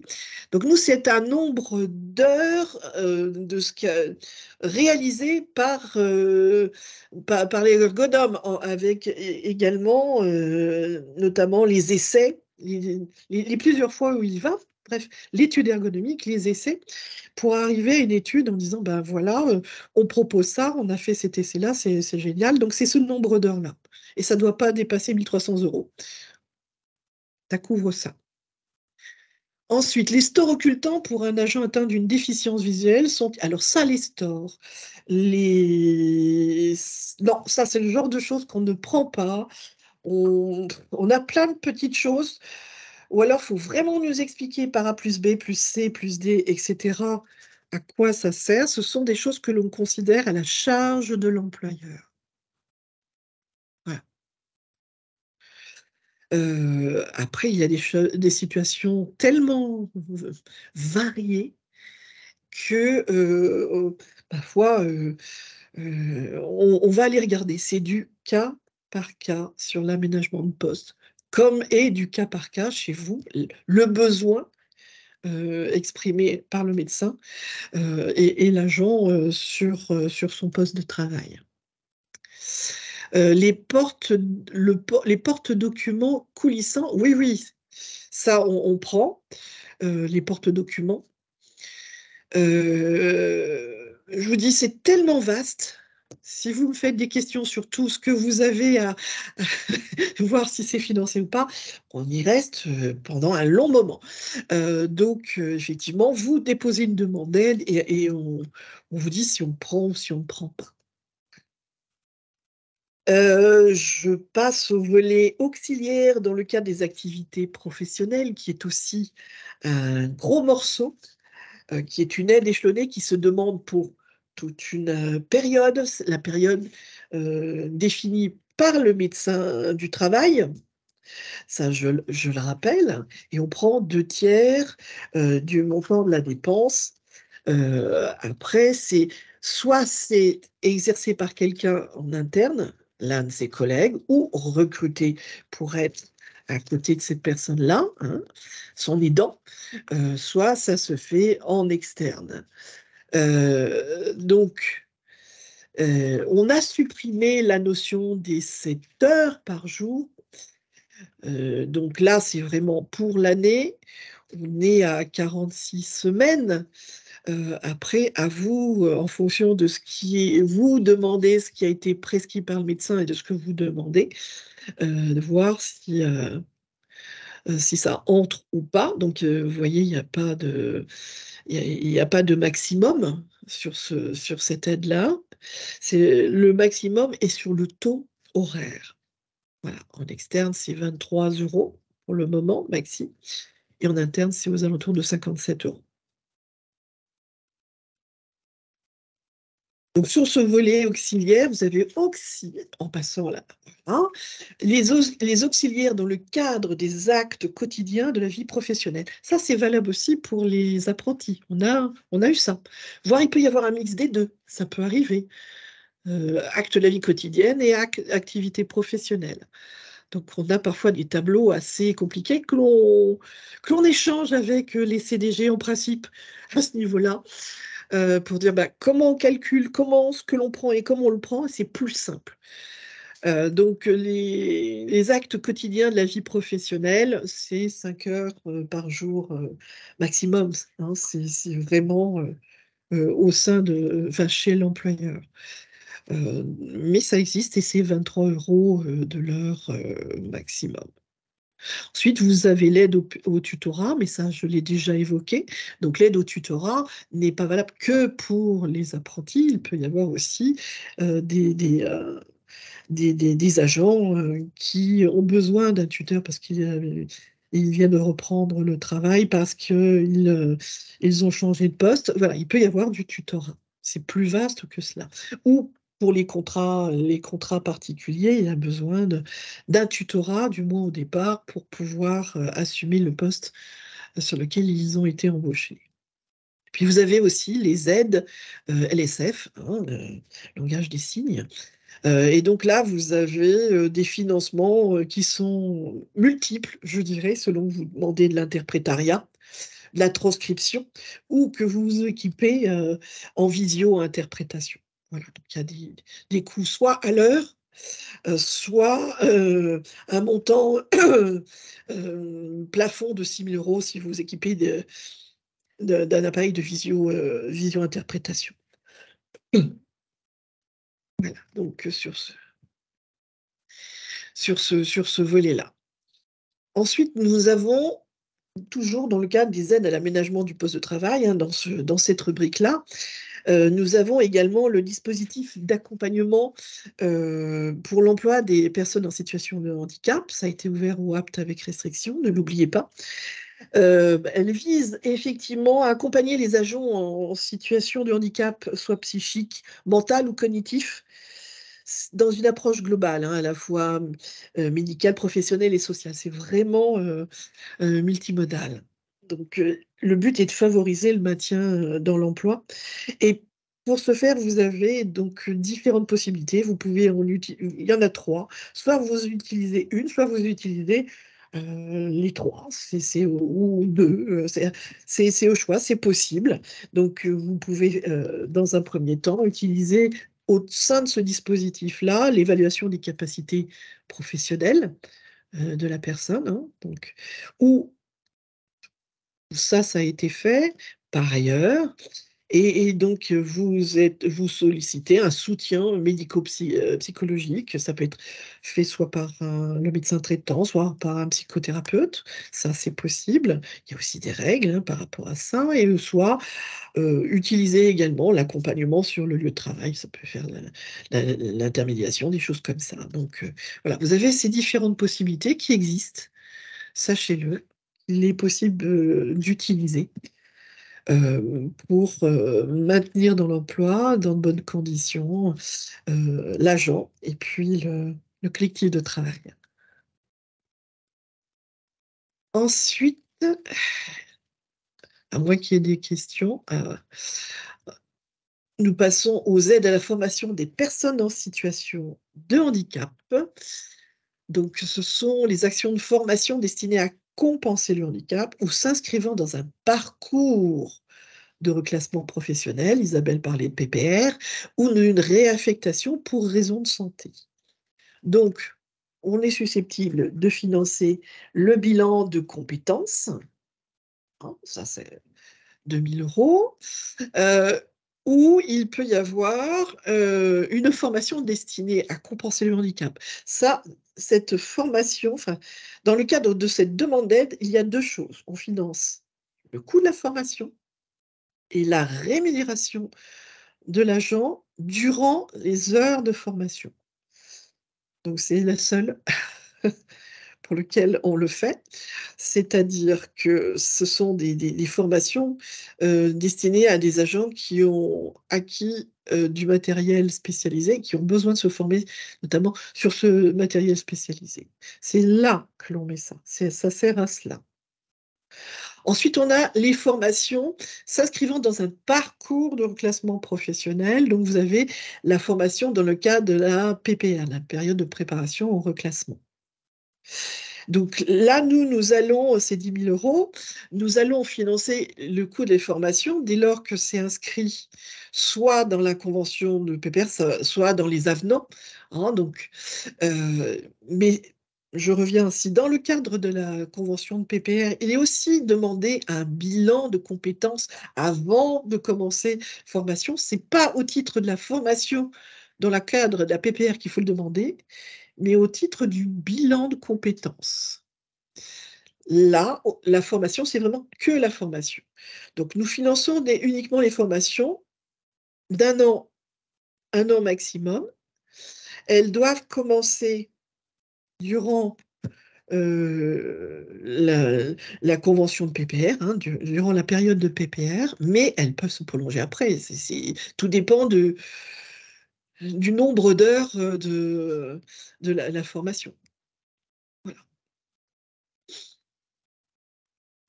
Ensuite, nous avons des formations, encore d'autres. Donc, nous avons les formations dans le cadre d'un reclassement statutaire ou d'un changement d'affectation pour inaptitude. Donc là, effectivement, soit l'agent a été reclassé, soit il y a où va l'être, donc il nous faut la preuve, soit il y a un changement d'affectation pour inaptitude. Donc, les formations que dans ce cadre-là. Et ce n'est que le coût de la formation. Il n'y a pas de rémunération. Et puis, vous avez aussi les formations de reconversion d'un agent atteint de maladies évolutives. Donc, volontairement, nous n'avons pas mis de liste de quelles sont ces maladies évolutives. Nous laissons aux médecins et au conseil médical le soin de décider si ça entre dans ce cadre-là. Nous n'avons pas pris le listing de la sécurité sociale puisqu'il nous semblait un peu restrictif. Voilà.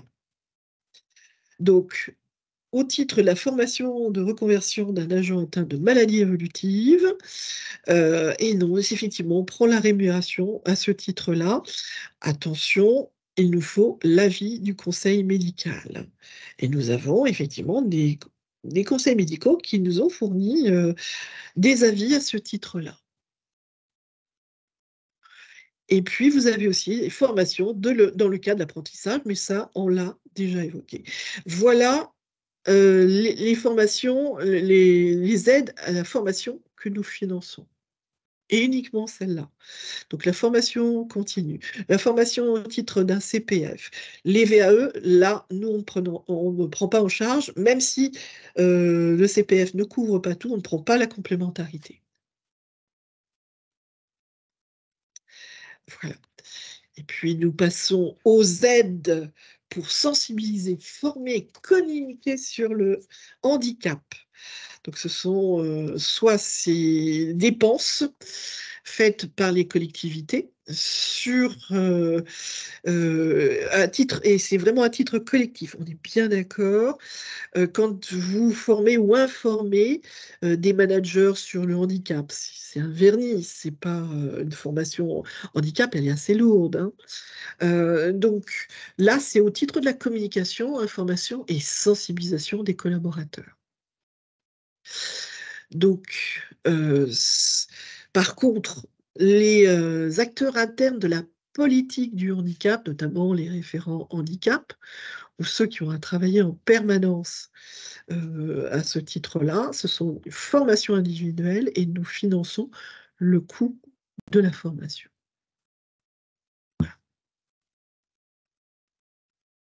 Et j'en ai terminé sur le catalogue. J'ai balayé toutes les aides du catalogue. Donc, si vous avez des questions, pas de souci. Si elles viennent après, oui. Alors, j'avais vu une question un peu plus haut concernant le tableau qui fait état du surcoût. Est-ce qu'il va évoluer? Est-ce qu'il va changer? Oui, il va être simplifié. Simplifié. Oui. Plus compréhensible. Tout à fait. Ensuite, concernant l'aménagement durant le télétravail, est-il possible d'aménager 2 postes sur site et en télétravail? Bien sûr. Et on ne demande pas de préconisation médicale. Et puis, si l'aménagement a été fait 1 ou 2 ans avant, on ne redemande pas de préconisation médicale. On utilisera celle qui a été prévue et faite pour le site, pour le cas du télétravail. En rappelant que nous ne finançons pas dans le cadre du télétravail l'ordinateur. S'il n'y a pas d'ordinateur, on ne sait pas comment un agent peut travailler. Donc ça, c'est de l'obligation de l'employeur. Par contre, je voyais des écrans plus grands ou des choses spécifiques liées au handicap de la personne. Oui, nous sommes susceptibles de le prendre en compte dans le cadre du télétravail. Ensuite, il y avait une question. Lorsqu'il n'y a pas de matériel de base au poste, comment faire apparaître la prise en charge de 80% avec le tableau de surcoût? Eh bien, vous prenez le coût d'un standard, notamment UGAP, c'est pas mal, qui permet effectivement de voir un petit peu ce que ça peut prendre. En tout cas, on ne prendra pas 100%. Donc, de toute façon, ça sera 80% maxi. Alors ensuite, nous avons... est-ce que les recommandations d'un conseiller en prévention des risques professionnels, qui n'est pas ergonome, est pris en compte? Alors, d'accord, nous, ce que l'on va prendre en compte en étude ergonomique, allez, on ne va pas mettre ergonomique, on va mettre en étude, c'est si dans la fiche de poste de celui qui établit ça, il est prévu qu'il fasse ce type d'étude, et ça a été fait avec l'employeur. Donc, on part du principe que l'employeur s'est assuré qu'il avait les compétences pour pouvoir faire cela. Voilà.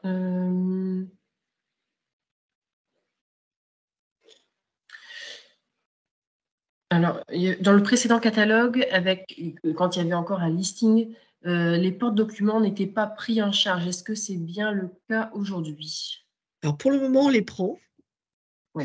Mais nous travaillons avec la GFIP sur le volet aménagement de poste. Donc, je ne sais pas ce qu'il en sortira sur la convergence des aides. Donc, on est sur des réflexions. En tout cas, pour le moment, on les prend. Alors, je crois que Catherine, vous aviez précisé qu'il n'y aurait pas de liste à l'après-vert pour les équipements pris en charge. Mais du coup, on a la question inverse. Pourrait-on avoir une liste non exhaustive des équipements que vous ne prenez plus en charge, comme par exemple peut-être les souris verticales ou supports d'écran qui ne sont plus pris en charge? Non, ni l'un ni l'autre.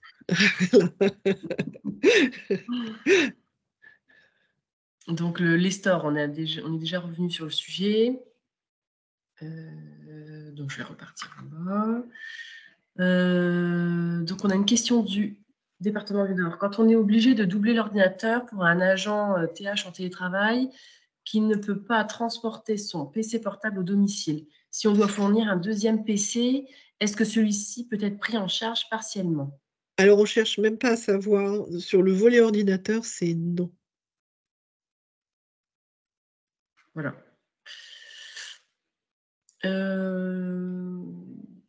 Voilà.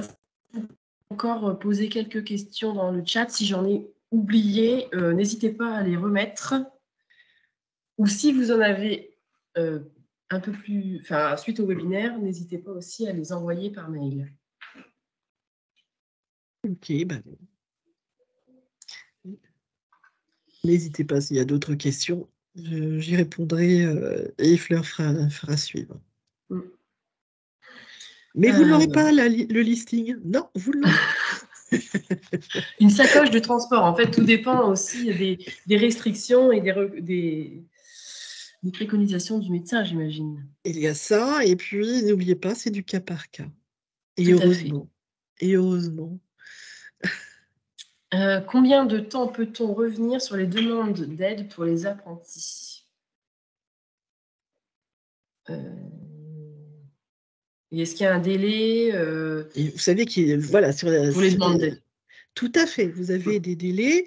Les factures doivent avoir moins d'1 an par rapport à la date de la demande. Préconisation médicale, idem. Donc,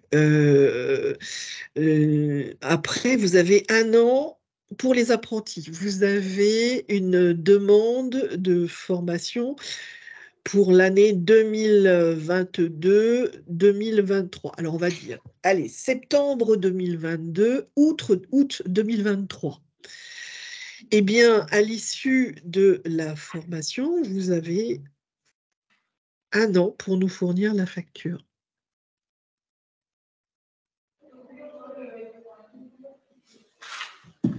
Voilà. Sinon, vous avez, voilà, le délai est 1 an. Vous avez, ayez en tête ce volet-là.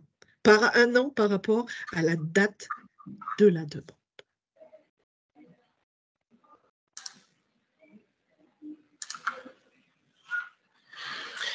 Alors, une demande d'aide en ligne a été enregistrée le 8 septembre pour des prothèses auditives, mais l'agent ne verra le médecin du travail que le 10 octobre prochain. Puis-je fournir la suite de prescription de la médecine du travail? Alors, je rappelle que pour les prothèses auditives, nous n'avons pas besoin Ouais. de prescription du médecin de prévention, du médecin du travail. Donc la demande va être traitée voilà, prochainement. tout à fait. On n'a pas besoin. Alors, on a le centre hospitalier de Ham qui va se rapprocher de Karine Delannoy, à mon sens, Madame Gouillard qui vient de prendre ses fonctions. Donc, Karine est connectée, donc il conviendrait de vous connecter toutes deux, enfin de vous connecter, de vous contacter, pardon, toutes deux pour que Madame Gouillard puisse être aidée dans sa demande de prise en charge. Pour les demandes d'aide aménagement, un agent peut avoir besoin de plusieurs matériels. Donc, on fait une seule demande avec plusieurs matériels. Et ça, c'est possible. Je ne sais plus si vous aviez précisé les délais de réponse du FIP, les traitements actuels. Actuellement, sur la plateforme, ils sont en moyenne de 1 mois et demi. Si le dossier est complet et qu'on n'est pas obligé de demander des pièces complémentaires. Voilà. Ah, donc après, on est sur une question de rappeler les modalités de demande en ligne. Mais merci d'avoir précisé d'ailleurs que vous êtes du ministère de la Justice parce que ce n'est pas le même fonctionnement pour un ministère que pour un employeur territorial ou hospitalier. Il y a une convention nationale. Donc, voilà, ceux qui sont sous convention, c'est tout à fait, c'est totalement différent. Là, moi, je parle des employeurs, des fonctions publiques qui ne sont pas sous convention et donc qui ont une façon de... Il y a un guide utilisateur que vous trouvez sur PEPS qui permet effectivement de voir un petit peu comment cela fonctionne. C'est un pas à pas. Donc pour les ministères, il convient de vous rapprocher de vos correspondants ou référents handicap pour faire une demande au niveau ministériel. Voilà. Ensuite, on a une question. Ah oui, pour la demande d'aménagement, il vaut mieux mettre une facture ou un devis. Tout dépend. Enfin, je laisse Catherine répondre. Alors là, ça va dépendre du matériel. On a des choses très, très variées. Allez, une petite anecdote peut-être pas, mais une demande un peu inhabituelle pour nous, ou peu courante, je dirais, c'est des accordéons. Voilà, donc pour un professeur de musique en accordéon, et le médecin a prescrit parce qu'il a besoin sur 2 sites différents. Il ne peut pas transporter son accordéon, c'est un problème de santé important. Et donc, il demande à ce qu'il puisse avoir des accordéons qui soient à demeure sur chacun des sites où il officie. Voilà, ça c'est... Donc, vous voyez, ça peut être questionnant. Donc là, il vaut mieux peut-être commencer par un devis pour voir ce que nous ferons et comment nous le ferons. Mais après, c'est à votre choix. Si vous êtes certain de ce que l'on financera, pourquoi pas. Mais si vous n'êtes pas certain ou vous vous questionnez sur le matériel, etc., devis, c'est pas mal. Tout à fait. Est-il possible d'avoir une adresse mail vers la plateforme du FIP pour poser les questions particulières? Alors, vous avez effectivement la possibilité de formulaire de contact. Et ensuite, ça nous revient. Soit c'est un premier niveau, c'est des aides génériques, mais des choses très particulières. Ça revient à mon équipe et à moi-même. Donc, le premier niveau est nous avons une relation client puisque nous dépendons de la Caisse des dépôts et nous avons en gestion le mandat du FIP. Et donc, nous avons une relation client qui, elle, est chargée de faire une réponse générique sur les aides catalogues. Mais si c'est des choses très, très particulières, ça remonte vers mes gestionnaires et moi-même.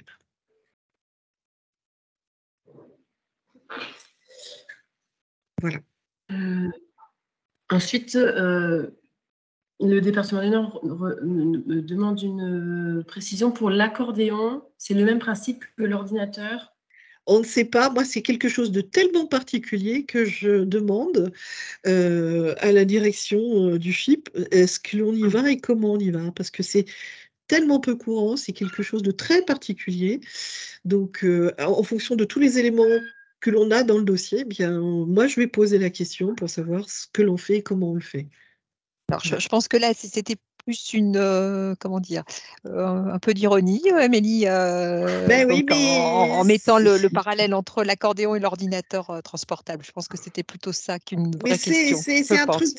Voilà, en tout cas, l'ordinateur, c'est non. Peut-être que l'accordéon, ça sera non, mais l'ordinateur, c'est niet. D'accord. Oui, c'est ce que j'avais bien compris, Amélie, hein, c'est pour ça que je... Mais je m'en doutais également, mais je restais extrêmement sérieuse et je répondais Parce sérieusement. qu'on sait qu'Amélie est très compétente connaît et les va jusqu'au bout de ces Oui, sujets. oui, vous pouvez essayer, mais c'est non. Voilà, avec un smiley. Oui, d'ailleurs, si l'agent ne peut pas porter son PC, il va avoir du mal à porter un accordéon, c'est sûr. Peut-être Ça n'a pas le même n'aura-t-il pas poids. Hein. besoin Je vous dis que ça n'a d'accordéon. pas le même poids. Hein. Mais bon, voilà, j'ai pris l'accordéon quand je pourrais prendre autre chose. On a des choses très, très, très variées. Donc après, il y a des choses sur lesquelles c'est tellement peu usité qu'il nous faut effectivement un échange pour savoir si on va y aller ou pas. Mais l'ordinateur, c'est quelque chose que l'on nous demande très souvent. Et là, la décision a été prise. Hein. Voilà. Peut-être peut-il passer de l'ordinateur à l'accordéon. Et là, la réponse n'est pas encore totalement clôturée, Amélie, en matière de réinsertion professionnelle. Voilà, je vous invite à envisager une reconversion vers un autre métier. Alors, je vais peut-être rebondir également. Alors, il y a peut-être d'autres questions. Je te laisse peut-être les lister. Donc, Fleur, entre-temps, s'il est resté une question qui n'est pas été abordée, hein, on le voit, il y a énormément de questions et on est vraiment sur du cas par cas. Mais comme Catherine l'indiquait, effectivement, de toute façon, comme les situations sont traitées au cas par cas, il y a lieu bien souvent de solliciter par la demande, hein, comme ça a été formulé. Alors, avec Catherine, nous avions parlé dans le cadre de la préparation de ce webinaire également de capsules, hein, qui vont venir alimenter, hein, le site du FIP, hein, là aussi, hein, pour essayer d'être plus pédagogique encore. Hein, tu l'as été, hein, durant bien sûr ce webinaire, comme tu sais l'être à chaque fois, mais pour justement faciliter également la compréhension par chacun, hein, de notre catalogue, hein, des capsules vont être préparées très prochainement et ensuite seront déposées sur le site du FIP. Hein. Je te laisse. Tout à fait, il y en a une dizaine, dont 2 qui devraient sortir d'ici la fin du mois d'octobre. Voilà.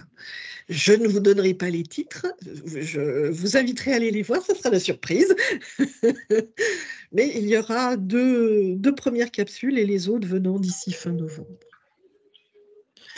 Donc, sur des points particuliers que nous, on voit, hein, les questionnements que vous nous remontez et ce que l'on constate, nous, sur la plateforme, qui est questionnant pour vous, qui vous pose souci ou on doit éclaircir. En tout cas, voilà, ces capsules arrivent très prochainement et seront effectivement sur le site, en ligne sur le site du FIP, mais bon, le Handipact et puis Isabelle Chavot vous feront un relais d'informations quand elles sortiront.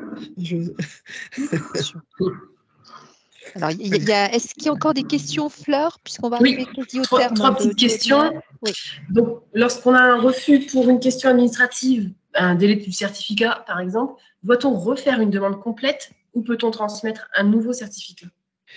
Dès lors, alors, sur la plateforme PEPS, dès lors que vous avez un courrier ou un email qui vous indique que le dossier a été rejeté ou classé sans suite, faute de document, le dossier est clôturé comptablement. Il repasse à zéro. Donc, s'il y a des choses à faire, il faut redéposer une demande d'aide. Mais nous poser la question avant, parce que ce n'est pas utile si on vous redonne la même réponse. Voilà. Donc, s'il y a eu un classement sans suite, il faut redéposer la demande d'aide. Et très vite. Il y a des délais qui courent. Les délais de réponse pour les devis, pour les demandes sur devis, sont-elles les mêmes que pour les demandes sur facture, soit 1 mois et demi annoncé? Oui, parce que nous prenons dans l'ordre d'arrivée. Mm. Alors, on a une petite préférence pour tout ce qui est prothèse auditive, et là, on est beaucoup plus rapide, parce que c'est important pour les agents. Mais sinon, devis facture, oui, on les prend au fur et à mesure des dépôts sur la plateforme. Je dois avoir un peu moins de 700 demandes qui sont à traiter là actuellement. Et une question de transport. Le transport d'un agent en situation de handicap entend un départ et un retour au domicile à l'intérieur ou à l'extérieur? Alors là, vous voyez, on n'est pas allé jusque-là. C'est domicile, travail. Donc, de son lieu de domicile, si vous voulez, devant sa porte, mais ça, on n'a pas précisé, et jusque sur son lieu de travail. Oui, après, il y a un plafond financier de fixé. Hein. Tout à fait, tout à fait. Mais après, on n'est pas allé jusque-là. Ouais. Alors, est-ce qu'il y a d'autres questions qui restaient Non. en instance? Il reste 5 petites minutes. Alors, peut-être, s'il n'y a plus de questions, si tout a été abordé, peut-être de rappeler les événements qui auront lieu en région de France. Alors, la question vient d'être précisée, l'agent doit être transporté de son domicile jusqu'au véhicule. Voilà, donc, tu sais, par rapport à l'interrogation concernant l'intérieur et l'extérieur, c'était le sujet, hein, de repréciser. Je crois que c'est pour l'ULCO, je pense, Université Littorale. Si c'est compris domicile, travail, voilà, c'est ce qui est inclus dans le coût domicile-travail. Donc nous, on cherche, enfin, on ne demandera pas le détail, hein, sauf si vous nous le fournissez. Et effectivement, comme il a été dit, c'est 52,63 €, voilà, jour, et 12 000 € par an. Donc après, c'est à vous de voir. Non, on n'a pas été jusque-là. Justement. Bien, donc dans ce cas, si tout a été abordé, hein, de toute façon, nous restons à votre disposition. Hein. Flore Sani avait noté l'adresse du Handipact pour tout questionnement. Je suis également à votre disposition, donc isabelle.chavot@caissedesdépôts.fr. Ah oui, alors la question est reposée, mais je pense que Catherine a répondu totalement, hein, en précisant qu'il y avait la limite, qu'on n'allait pas jusqu'à ce niveau de détail. Hein, on a bien compris, hein, la question, hein, par rapport à cette personne qui est obligée d'être transportée jusqu'au véhicule. Hein, donc là, on va au-delà, mais on est bien du domicile de toute façon jusqu'au lieu de travail. Hein.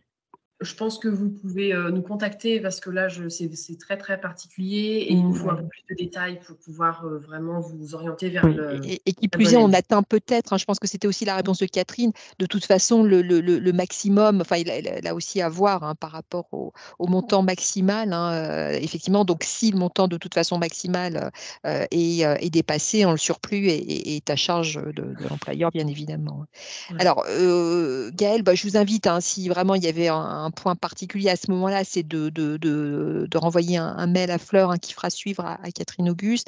Simplement pour vous préciser qu'en région des Hauts-de-France, là, on va arriver au terme, hein, de ce webinaire. Hein, donc, je souhaitais remercier, hein, particulièrement Catherine, hein, de sa participation à ce temps qui semble bien nécessaire. On l'a vu, hein, il y a tout un ensemble de questionnements qui nous sont apportés. Donc, ce qui signifie qu'il y a beaucoup effectivement d'apports, hein, du service, hein, de Catherine, hein, sur ces échanges. Donc, remercier Catherine, remercier chacun aussi, hein, de son implication, hein, durant ce webinaire. Il y avait tout à l'heure 140 personnes, hein, de présentes. Alors, je voulais aussi, hein, repréciser, et Fleur a fait un mail à destination des référents en reprécisant tous les événements. On va avoir beaucoup d'événements sur cette fin d'année, à la fois donc en lien avec le 3 octobre un forum reconversion professionnelle qui se fait avec la GFIP et un certain nombre de partenaires donc à Lille, mais également le 19 octobre, vous aurez le Tour de France des handicaps invisibles et précisément une étape à Lille qui va porter sur le cancer. Nous devrions avoir, alors toujours sous réserve, on attend la confirmation définitive, le ministre de la transformation de la fonction publique, donc Stanislas Guerini, en présence, qui devrait nous parler d'un kit à destination des agents, donc agents en situation de cancer, et donc kit qui travaille sur le sujet du maintien dans l'emploi. Et puis, on va avoir des réunions territoriales. Donc, nous nous déplaçons. Alors, je crois que c'est 7 réunions sur tout le territoire des Hauts-de-France en lien avec les Cap Emploi et centres de gestion. Nous avions organisé ces réunions l'an passé uniquement pour la sphère territoriale. Nous les ouvrons cette année donc à l'ensemble des employeurs publics. Les centres de gestion seront présents plus particulièrement pour donc la fonction publique territoriale, donc sur un principe de jeu et de mise en situation professionnelle. Donc là, un côté ludique. Nous allons de nouveau, comme l'an passé, nous tenterons de le faire chaque année, nous déplacer sur les territoires et donc vous parler du sujet du handicap et des politiques handicap que vous menez avec, là, cette année, l'an passé, c'était les offres de services qui avaient été présentées. Là, cette année, ces offres de services sont présentées sous une forme plus ludique, donc pour donc vous accompagner aussi. On le voit sur un certain nombre de référents handicap, il y a des prises de fonction assez récentes. Il y a certains s'exprimer d'ailleurs sur ce sujet sur le chat. Et puis, donc, d'autres réunions, des réunions plutôt à destination de la sphère hospitalière menées par Karine, et puis également donc, des réunions à destination des employeurs conventionnés, notamment sur le thème de l'innovation. Là, ça sera en fin d'année, mais uniquement pour les employeurs conventionnés. Donc, tout un certain nombre d'événements. Je vous rappelle la CEP, la Semaine européenne de l'emploi des personnes en situation de handicap, du 20 au 26 novembre. Le duodé qui aura lieu le jeudi 23 de mémoire, les handis olympiques le mardi à Amiens, qui se dérouleront avec des équipes donc d'agents de la fonction publique ou de salariés du privé, et puis tout un certain nombre d'événements. Donc n'hésitez pas, Fleur va vous renvoyer le kit. On attend un kit qui est un kit donc proposé par le FIP pour organiser vos semaines européennes de l'emploi des personnes en situation de handicap. La sensibilisation est possible par le réseau Cap Emploi. Alors aujourd'hui, ils sont déjà mobilisés par un certain nombre d'employeurs, ou par, tout à l'heure, on a parlé aussi de financement sur les sujets de sensibilisation qu'il est possible avec des prestataires extérieurs de mobiliser par le biais du catalogue. Donc vraiment une semaine importante pour tous. Le duodé, je le rappelle, qui a lieu le jeudi, qui permet un Vie ma vie, donc de recevoir des personnes en situation de handicap qui sont demandeurs d'emploi ou en activité, mais qui envisagent une reconversion professionnelle en lien avec leurs problématiques de santé. Donc, toute une semaine avec beaucoup d'activités. Alors, Fleur adressera, comme je l'ai précisé, le kit organisé par le FIP, mais également un tableau département par département avec les actions qui sont déjà engagées, notamment par nos partenaires que sont les Cap Emploi, les Pôle Emploi, et puis pour certains peut-être les centres de gestion qui organisent aussi, qui peuvent organiser sur leur territoire des actions. J'espère que nous avons été clairs et donc je vais vous souhaiter une très bonne semaine. Merci.